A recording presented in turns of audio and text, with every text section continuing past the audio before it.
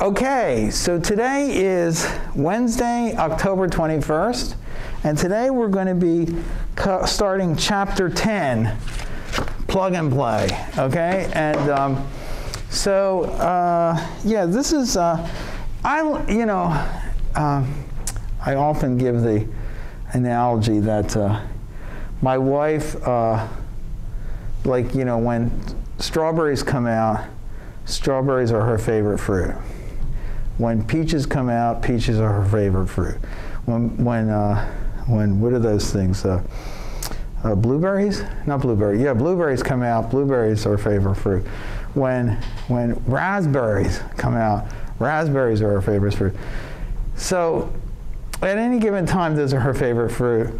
It's a similar thing with me with algorithms. I mean, every algorithm is my favorite algorithm when it's that algorithm season or something, you know, it's like, so I enjoy each one in its own special way, okay? It's like not having a favorite kid or something like that. So I love this algorithm, it's so cool, okay? So it's one of my favorite algorithms. Okay, now, what is it? What is it, okay? Plug and play, okay, so, so what is this chapter about? So this chapter is about, okay, so we learned about how you solve these inversion problems, right? And the idea is you have a forward model and you have a prior model, okay? And the forward model is based upon, we'll say x hat equals arg min over x of, there's like an f of x plus an h of x. And this thing usually is equal to the negative log of the probability distribution of the data given the x, right? And this thing can be interpreted as being the negative log of the prior distribution, right? Okay? And it's all good, okay? Now, this model often might have a typical, so I'll put here an example, might be that this equals 1/2 y minus ax squared. There might even be a lambda there. So the idea here is that this would be like a linear model, forward model for the system. So your sensor is linear. A is the matrix which relates the unknowns to the measurements. Y is the measurements. And then there's some additive noise. And the additive noise has a precision matrix lambda or covariance lambda inverse, okay? It doesn't have to be this. Obviously, it could be something else. But the point here is that often the physics of the problem tells you what this expression should be, right? So you may have, and you know, physics, the beauty of modern physics is that we have a lot of equations that pretty accurately describe the state of the world, okay? The problem is sometimes they're too computationally expensive to evaluate, right? So, you know, we think Schrodinger's equations describe a lot of stuff pretty accurately, but if you try to do a simulation of Schrodinger's equations, quantum mechanical for the entire room, well, good luck, right? So, but certainly when we have relatively straightforward physics, like photons that you're counting and so forth, and you can usually model that pretty accurately with some relatively straightforward mathematical representations, okay? This, on the other hand, is tricky, because how do you model the distribution of images, right? Any model we discuss Gaussian models. I mean, clearly images aren't Gaussian. I mean, if you generate a sample from a Gaussian random process, it's not going to look like, you know, a picture of this room or a picture of your Uncle Bob fishing, okay? I don't know, that confused some people, this idea of Uncle Bob fishing, but maybe it's a good confusion because it forces you to think out of the box a little bit, okay? I'm not sure, but anyway, it's not gonna look like a natural image that you'd observe in real life, right? It's also not gonna look like an image you'd get from an electron microscope or an interplanetary nebula or something like that. It's just not going to look like anything. It's going to look like noise, okay? Okay, it's a little more structured noise, but it's mostly going to look like noise. So you say, well, we can have a non-Gaussian process, but that's still awfully simple. If you could generate samples from those distributions, and they're not going to look like natural images, right? So presumably, these models are very crude, okay? These are very crude. So, okay, so this looks pretty good. I mean, there's 3 places where we could be having problems here, okay? One is the model of the sensor. One thing is the model of the image. And a third thing is the estimator itself, okay? Okay, so maybe the model of the sensor could be improved, but usually that's pretty good, okay? So that's not the biggest problem. I mean, there definitely tend to be issues with the map estimator, so maybe that can be improved too, but it's not our biggest issue. The biggest issue is here, the prior model of the image. Because modeling the distribution of all images is obviously a pretty challenging issue, okay? Well, maybe it's not obvious, I don't know, it seems, because images are super complex, right? I mean, you know, one of the examples I give sometimes is that imagine you have an image over here, and over here in the corner it says, it might say there is an apple in the left-hand corner of this image, okay? And over here, there's an apple, okay? That is a very complex dependency that you have to read this. Actually, maybe it's in a different language just to make it more interesting. So, but you could have encoded over here, there's an apple over here. So that's a very, now you'd say, well, just because it says there's an apple doesn't mean there has to be an apple here. But the point is that you can have a monstrously complex distributional properties for images, right? So they involve all the semantic complexity. You know, that chairs shouldn't be on ceilings, that mostly. I mean, I guess they can be, but they're usually not, okay? And so forth. So how do you capture that? Well, that's a huge challenge, okay? So that's what motivates, okay? This motivates our motivation, I guess, is what I'm going to call advanced priors. I call them advanced priors because the idea is that now we're really trying to model something that's closer to the distribution of real images. Maybe if we generated a sample from that distribution, it actually would look like something approximating a natural image. Might not be perfect, but it'd be a lot better than just noise, okay? Which is essentially what the other things would generate. So now the other thing is this, so there have been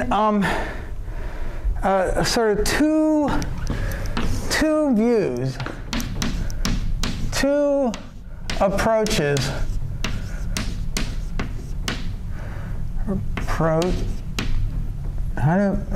approaches, did I spell that right, to modeling. Okay, 2 approaches to modeling, okay? The one approach is this. I'll call it traditional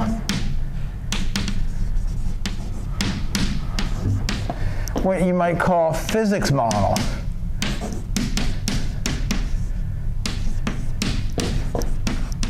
Maybe it's not a completely accurate way of saying it, but we'll go with it, okay? That the idea is that you have, your model is something like f of x equals, like I said, it's minus log p of y given x, right? So this is your model. And it might be something like, I'll put here example 1/2 y minus ax squared lambda. And the idea is your model is minimize this.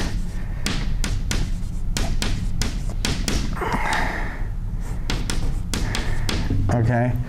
That's your model. Your model is based on f of x and trying to minimize it. That's one kind of model. So this is an objective.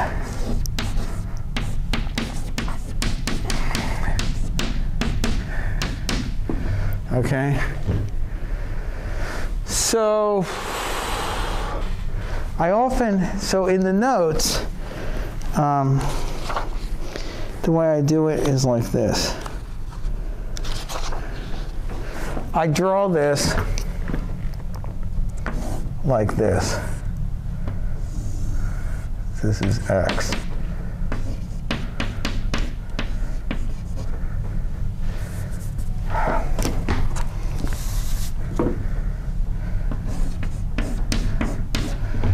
Okay, just as a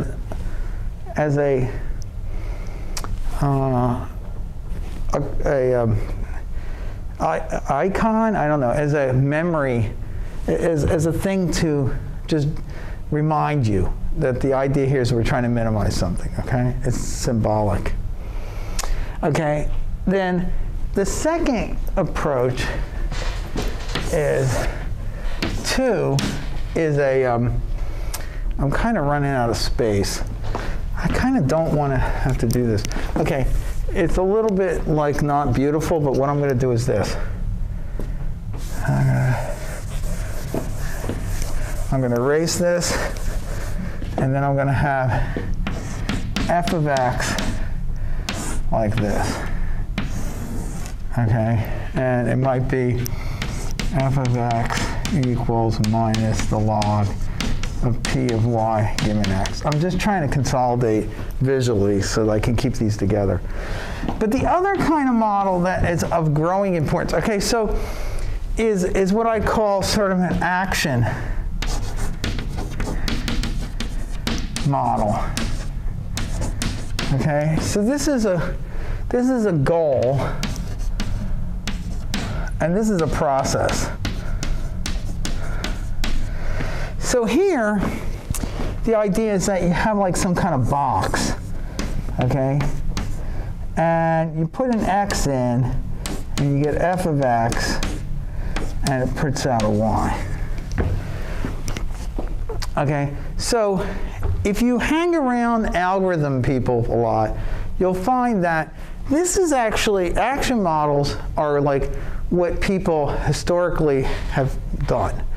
Like filters, you know, filter, you take an image and you filter it, it produces an output, okay?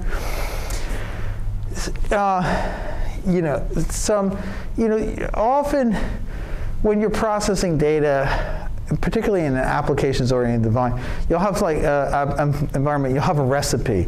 You do some different things. You filter this, you divide by 2, you take the median, okay, you do what you have to, you find some steps, and it produces some process that generates something that you like, okay?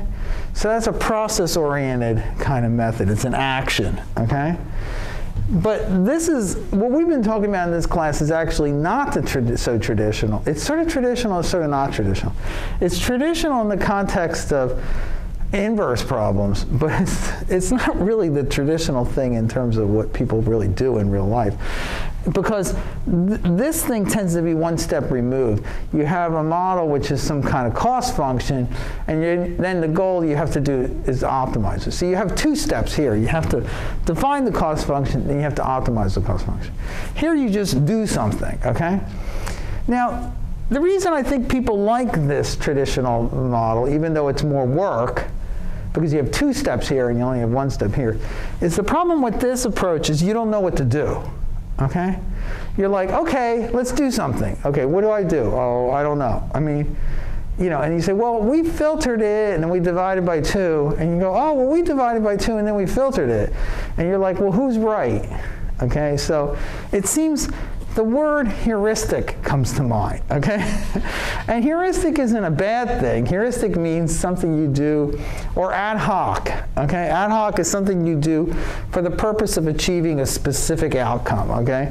Like an ad hoc committee is a committee that doesn't exist forever. It's a committee you create temporarily to address some specific issue, okay? So this is kind of tends to be ad hoc, not always. Whereas the nice thing here is that here you have some kind of goal. You can define the goal and then try to find a process that gets you to the goal. The process that gets you to this goal, as we've seen, is really quite different. That's the optimization algorithm.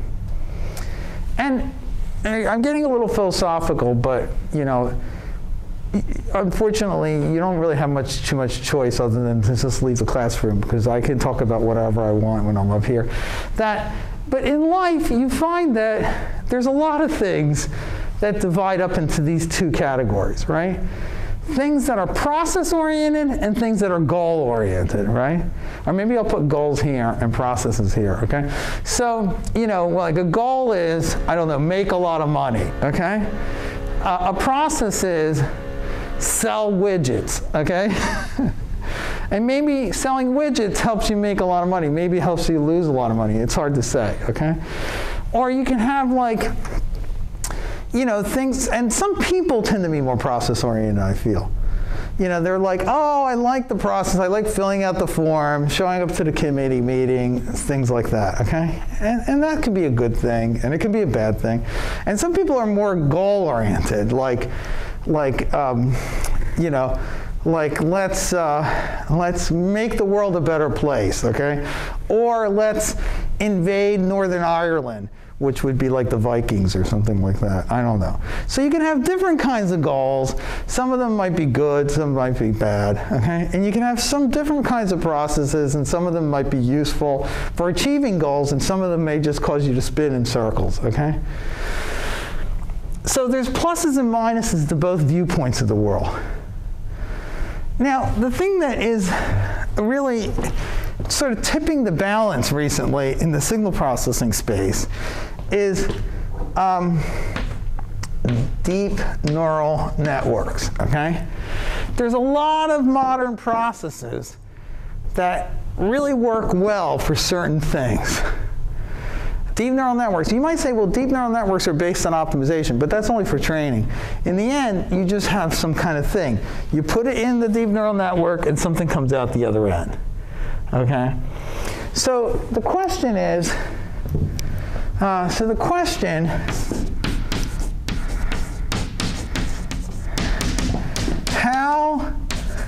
do we integrate, or I'll say fuse, models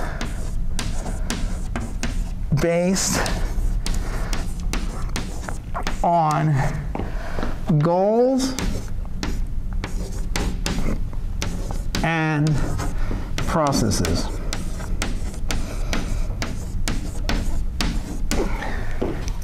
Okay, so more specifically, less abstractly, so we have these like models we've been talking about for solving inverse problems based on optimization. How do we merge those with things like deep neural networks?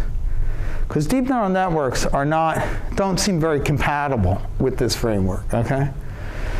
And that's what this chapter on plug and play is all about, okay? Is how do you merge processes and goals?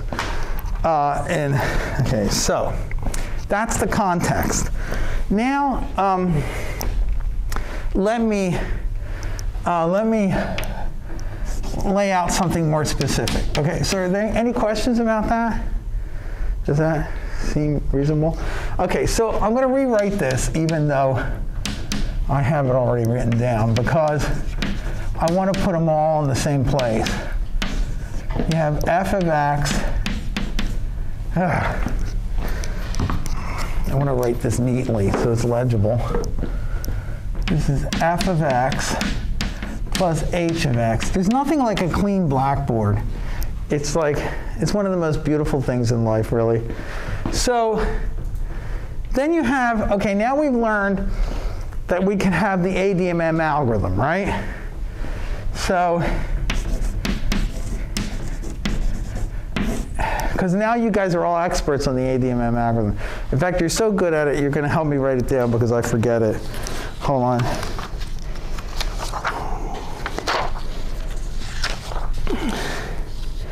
yet. Okay, let me write it here because I get the v's and the x's mixed up. So we initialize, say, u to 0,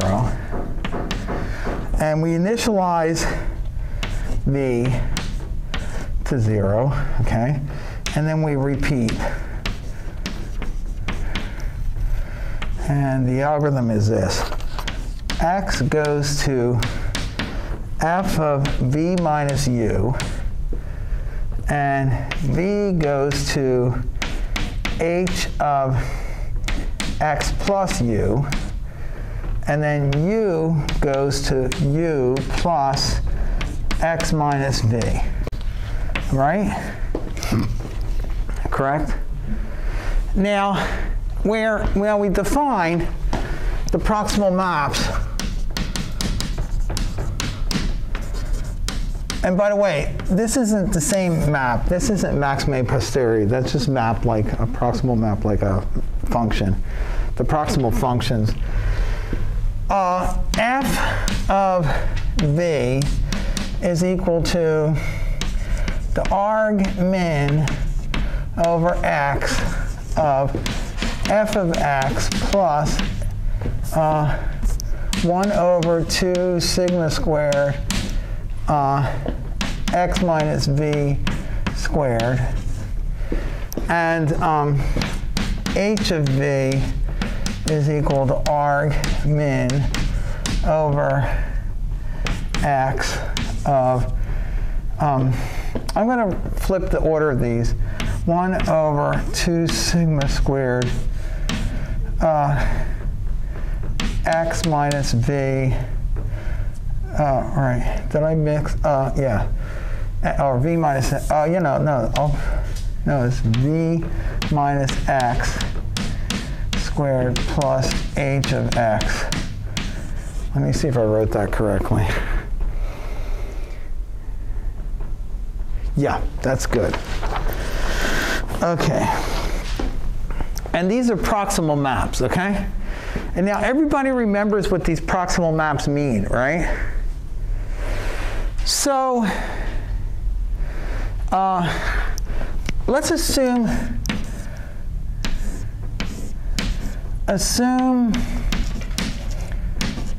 to be convex. Okay, assume to be convex. Okay, so, and well, not just convex, with a global minimum, or with a local minimum.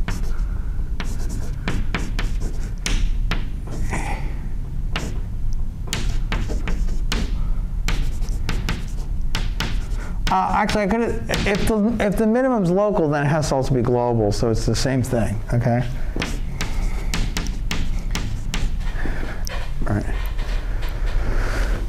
Okay, if that's true, then what ends up happening?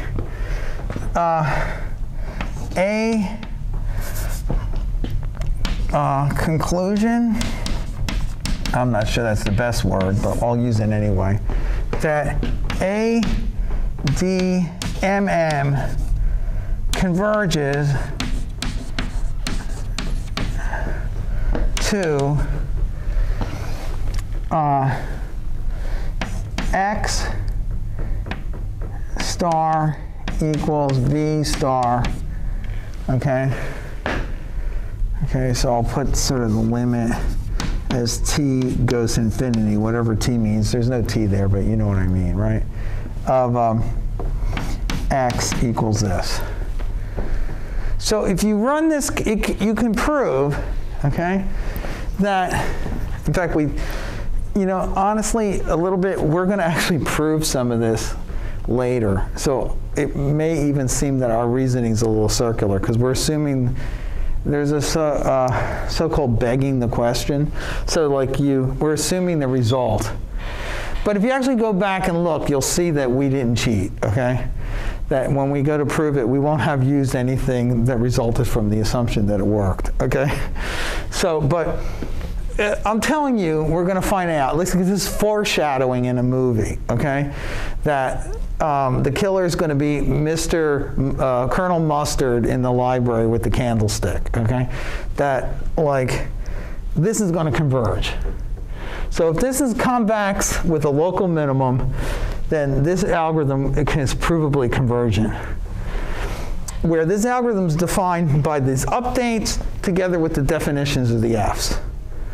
Okay, and the intuition here, and this is why I wanted to write this, because I want to erase this so I have a clean board.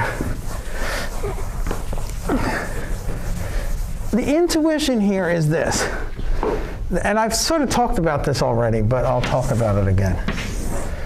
That, let's say this is the sensor manifold.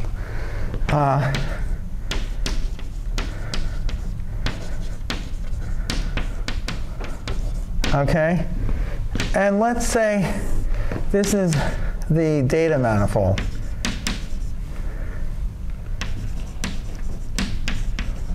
Now, for the purists among us, I'll put the word manifold in quotes, because it's not really, well, this kind of, well, I mean, it's sort of a manifold. It's a manifold among friends, okay? It's not really a manifold, exactly, but it's sort of an easy way to think about it. Then we want the solution here. That's x hat, or in this case, what I'm calling x star. X star is the limit of this thing, whereas x hat is the answer to the optimization, but they're equal. Okay, we know they're equal. So maybe I should put that here too, just to emphasize, okay? Now, the intuition is that when we apply H, it moves the result closer to this manifold. So we start here, say, oh, actually we start with F. So when we start, we first go like this, okay? Right? It moves us closer to there. And then, and by the way, how close it moves you depends on sigma. If sigma is small, then it only moves you a little bit. If sigma is large, it moves you a lot. Okay? So that will control, sort of, sigma controls the size of the oscillations. And then, so this, and then you're going to apply the H, and it goes like this, right? And then it goes like this. Like, this is the intuition. It goes back and forth. Each time, it moves you a little bit. The H's move you towards the data manifold. The F's move you towards the sensor manifold. And you hope that they'll reach an equilibrium.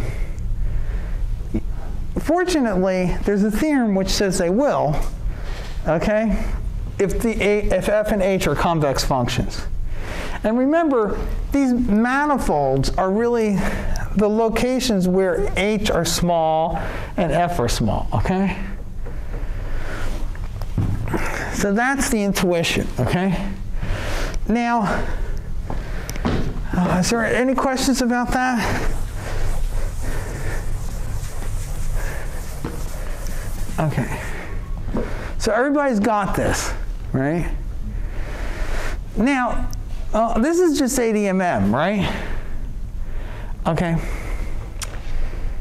Okay, now, so the question is, well, what's plug and play? Well, we haven't gotten there yet.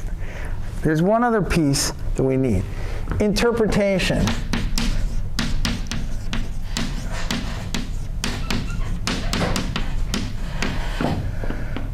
Interpretations of H of V and F of V. I'll just put X's here. These are dummy variables, so I'm allowed to put anything I want in there, okay? But I think X evokes the correct emotional state. By the way, mathematics is not just, people will say mathematics is just like a rote thing, right? Well, it is true that verifying proofs is a rote thing. Like, when you go through a proof, someone has to give you the justification, and you can either accept it or reject the justification based on whether you think it's an appropriate application. But the process of creating a proof, or more importantly, the process of deciding what to prove, is definitely not a rote activity. That's a form of art, right? Like, why is one theorem more interesting than another? It's for the same reason some paintings are more beautiful than other paintings, because people like them. Okay? So really, mathematics is an art form. Okay? So there's a wide misunderstanding. Okay, so the interpretation of H and F. So H. So H of, say, X. Oh, I don't know. Maybe I'll make it a V. I'm going back and forth here. Is equal to the arg min over X of 1/2 sigma squared. Oh, I'll make this X. I keep changing my mind. I'll make it X, and I'll make this V. Minus V squared plus H of X. Okay? So forget about everything we've done so far, and just look at this. What does it mean? Did I write that wrong? So H of V, yes. Thank you.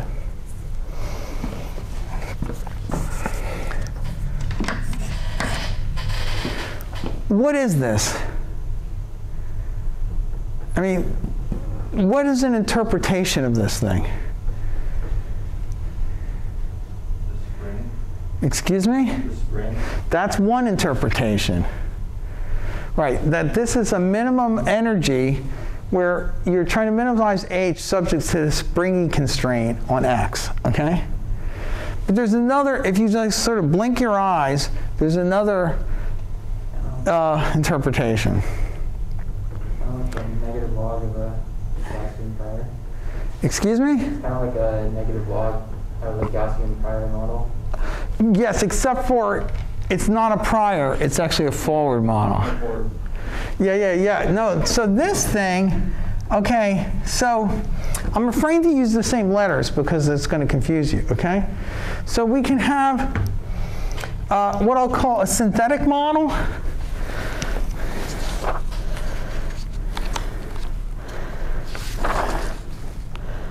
A virtual model, that's a good word.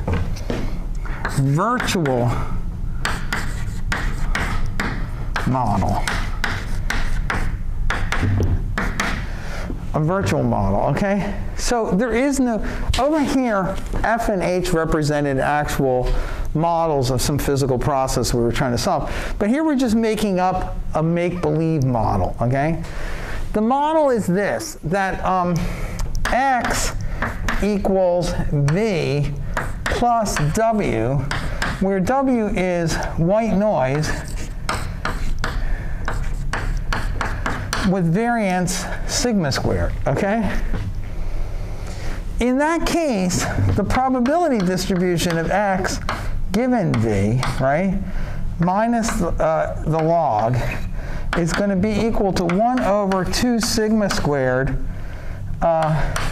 X minus V squared plus some constant that I won't worry about, okay? They're constants because they're not functions of V, okay? Right? So this looks like we added white noise to V. And the prior distribution on V looks like 1/z times exponential, or I'll just write it like this, e to the minus h of x, or h of v, I guess. Yeah, h of v. Okay?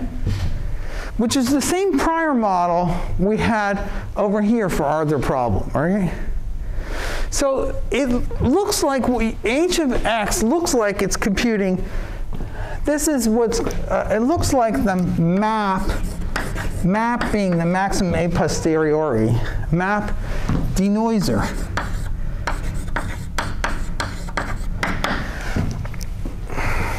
This is actually the same problem you solved in the lab, right?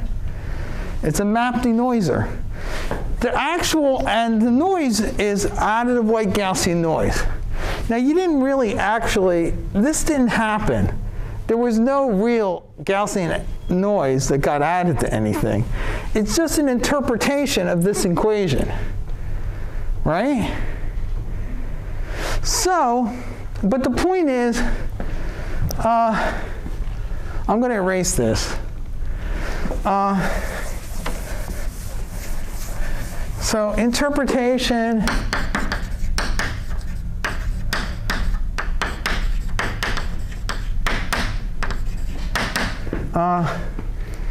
h of x is a denoiser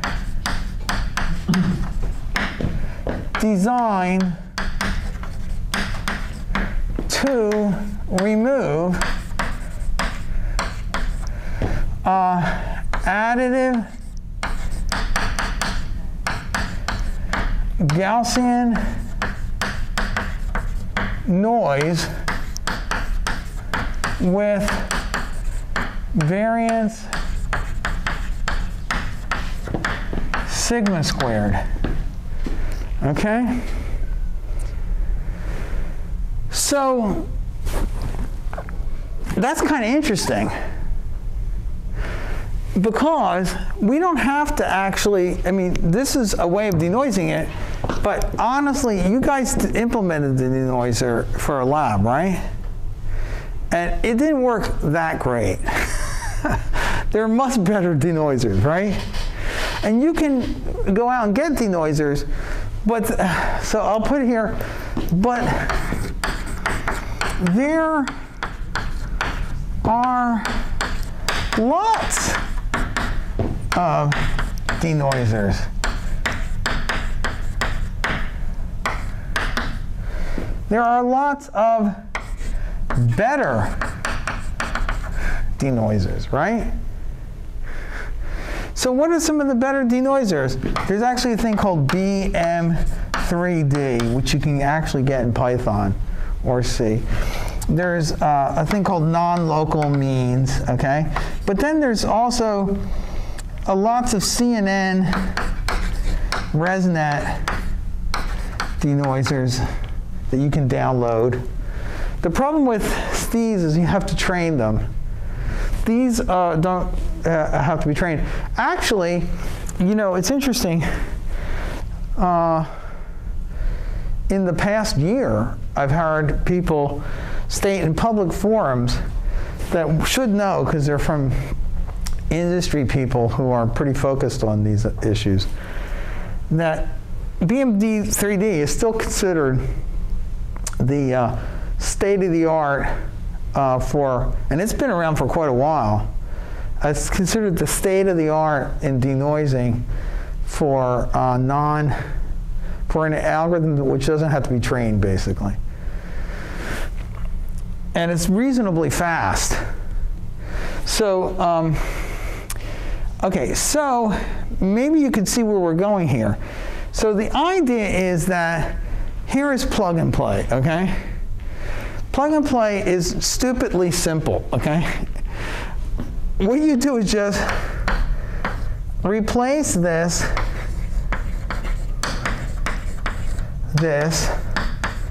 with what I'll call H tilde. I'm making this up as I go along.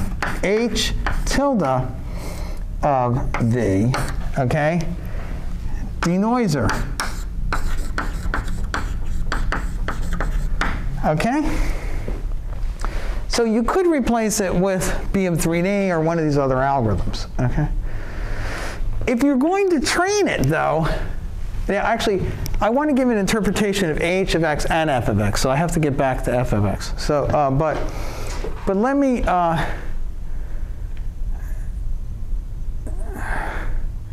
I'm trying to figure out what I should erase. So you know what the ADMM, you know this is the problem we're solving. This is the ADMM algorithm. These are the proximal maps. I guess I can erase this, okay? Plus with the video, you can rewind if you want to look at it again. Okay, so how to train H tilde of V. What is H tilde of V? Now, this is the plug-in denoiser. Now, by the way, now this gives an interpretation of U. X, you apply H is a denoiser, you apply it to X plus U, and you get X, and you get O. Now, okay, when this converges, I haven't quite gotten there yet. When this converges, V and X are equal. So this looks like X equals H of X plus U. So guess what? U is noise. U has the interpretation of being noise that the denoiser is removing. Okay? So how to train H? This is the part that really, for lack of a modern term, I'll say blows people's minds. I don't know. It gets people like off balance conceptually, okay? And it really throws them off, okay? Here's how you train it. You take X, typical image in your application. So if you're doing like medical imaging, you get a typical medical image. If you're doing natural imaging, you get a typical natural image. You just take typical images from your application space, okay? You take this, you add white noise. Now this is the part that really screws people up. This is Gaussian white noise. It's noise you generate in like, you know, MATLAB or whatever with a random number generator. You'd say, but there's no noise in my problem that's Gaussian. Don't worry about that, because this is not real noise. This is virtual noise because of the virtual model. It fell out of this thing over here. So mathematically, it's supposed to be Gaussian noise, okay? It's not that it represents any physical noise in your system. This really bothers people because they go, well, there's no physical noise in my system and it's Gaussian. You say, don't worry about it, okay? It's not important. You just train it on Gaussian noise. Then you take this thing, this is the denoiser, and you train this thing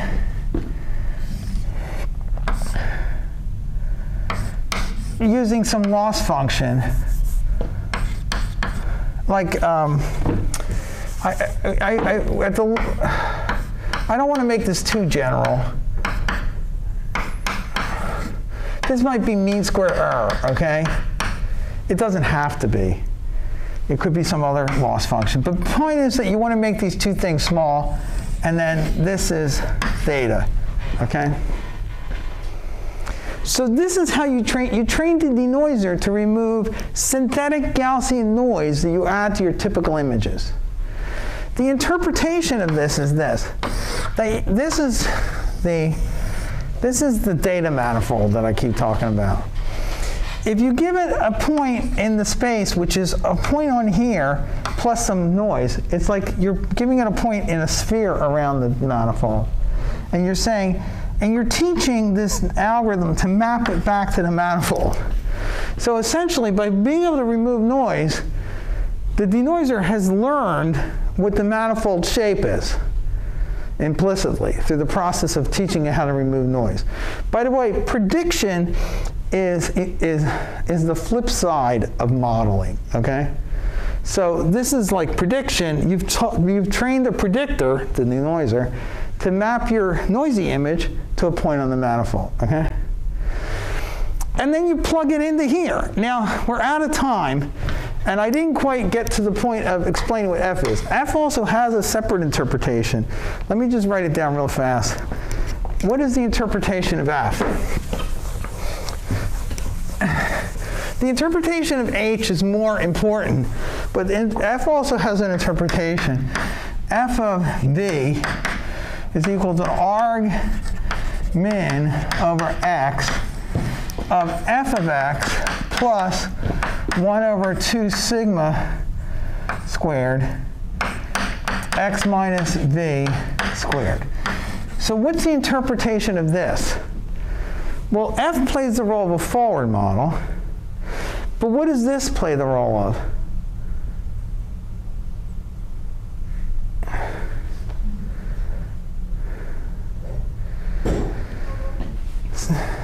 This is like a prior model, yes. So the problem, so it's like this virtual model. This is a different virtual model, by the way. The virtual model is that x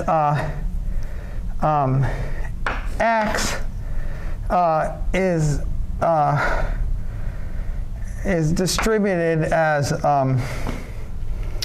oh yeah, I'm sorry. Maybe I should actually have used, yeah, right. So y is equal to some, a-axis or whatever it is. There's some forward model, and then the virtual model is that x is a prior distributed as p of x, right? Where this thing here is n. Okay, the mean is not 0. The mean is v, and the variance is sigma squared I. So the idea is that you're assuming that this is a point V, and there's sort of a circle. There's a noisy sphere, okay, of noise, and the value of x is picked at some point that's in this distribution that's white noise. So this is like classic, what they call Tikhonov regularization. Only instead of V, in Tikhonov regularization, V would be 0. So you're like saying, oh, I think the solution is centered at V. I got to go. But it has some noise around it. The important thing is that this is easy to implement. You can implement it in software and just once. And then you can put any prior on you slap on, but it's very modular, okay? So one of the key advantages of this plug-and-play framework is modularity. You just write this outer loop, okay? This F thing you've implemented painstakingly through some other process that took a long time, but you only had to do it once, and you never have to do it again for that sensor. And then you can put different prior models in here by just plugging in another H. And the H can be anything you want, okay? You can train a deep neural network like this. You can use somebody else's code. In an original paper, actually, what we did is a student, Venkat, he just downloaded a whole bunch of different denoisers from different people's websites and just saw what the different results look like. You just plug them in. And it's really easy because you just change this one operation. Okay, so we'll talk about this next time. I'll go into more depth on it, and I'll talk about what the solution means. This is really just a process, but it doesn't say what the solution means, okay? All right, thank you very much. Bye.